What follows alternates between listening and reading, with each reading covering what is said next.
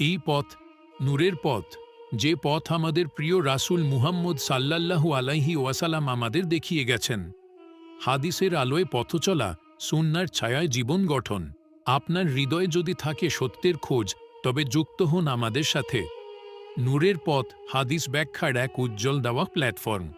আজকের আলোচনা হজ সম্পর্কে। নূরের পথ উপস্থাপন করছে কুরআন সুন্নাহর আলোকে জীবনের দিক নির্দেশনা।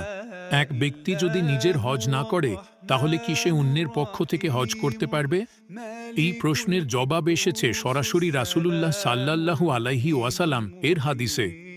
ইবনে আব্বাস রাদিয়াল্লাহু আলা বলেন, এক ব্যক্তি বলল, লাব্বাইক সাবরামার পক্ষ থেকে।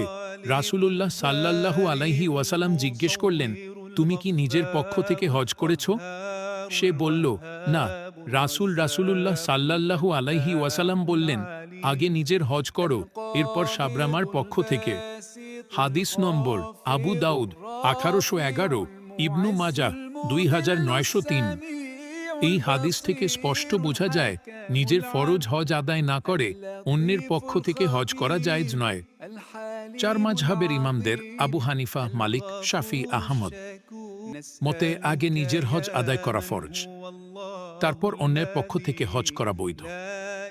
হজ শুধু একটি ভ্রমণ নয়, বরং আল্লাহর ফার্জ করা এক মহান ইবাদত, যা নিজের জন্য আগে আদায় করতে হয়। তাই কারো পিতামাতা বা আত্মীয়ের পক্ষ থেকে হজ করতে চাইলে নিজের ফরজ হজ আদায়ের পরই সেটা করা উচিত। আল্লাহ আমাদের সবাইকে হজ করার তৌফিক দিন এবং শরীয়তের সঠিক বিধান অনুযায়ী আমল করার তৌফিক দিন। আমিন। এই ছিল আজকের আলোচনার সারাংশ। এমন আরও হাদিস ভিত্তিক ভিডিও পেতে সাবস্ক্রাইব করুন নূরের পথ।